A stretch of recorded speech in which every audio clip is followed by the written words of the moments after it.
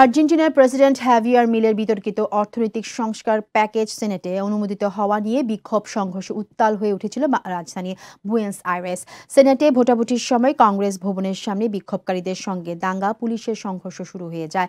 বিক্ষোভকারীরা পুলিশের দিকে পেট্রোল বোমা ও পাথর ছুড়ে মারে এবং গাড়িতে আগুন ধরিয়ে দেয়। তাদের অভিযোগ, সরকারের এই পদক্ষেপে লাখ লাখ আর্জেন্টাইন ক্ষতিগ্রস্ত হবে। এসব সংঘর্ষের ঘটনায় বহু মানুষ আহত হয়েছেন। স্থানীয় গণমাধ্যম ঘটনাস্থলকে যুদ্ধক্ষেত্র বলে বর্ণনা করেছে। দাঙ্গা পুলিশ বিক্ষোভকারীদের ছত্রভঙ্গ করতে টিয়ার গ্যাস ও জল কামান নিক্ষেপ করে। ডানপন্থী প্রেসিডেন্ট মিলে দেশটির পিছিয়ে পড়া অর্থনীতি পুনরুজ্জীবিত করতে যে সংস্কার প্রস্তাব করেছেন তার মধ্যে রয়েছে অর্থনৈতিক জরুরি অবস্থা ঘোষণা, পেনশন কাটছাঁট এবং শ্রমিকদের অধিকার হ্রাস করা। আর্জেন্টিনার গভীর অর্থনৈতিক সংকটের মধ্যেই ডানপন্থী অর্থনীতিবিদ মিলে প্রেসিডেন্ট নির্বাচিত হয়েছেন। প্রেসিডেন্ট হিসেবে 6 মাস পার করে ফেললেও অর্থনীতির পতন ঠেকাতে কোনো সফলতা দেখাতে পারেননি তিনি। বার্ষিক মুদ্রাস্ফীতি এখন প্রায় 300% কাছাকাছি এসে দাঁড়িয়েছে।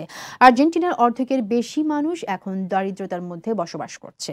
মিলের এই প্রত্যাশিত পদক্ষেপের বিরোধিতা করছে দেশটির বামপন্থী রাজনৈতিক দল, শ্রমিক ইউনিয়ন এবং সামাজিক সংগঠনগুলি। তারপরও সেনেটে তার সংস্কার প্রস্তাব পাশ হয়।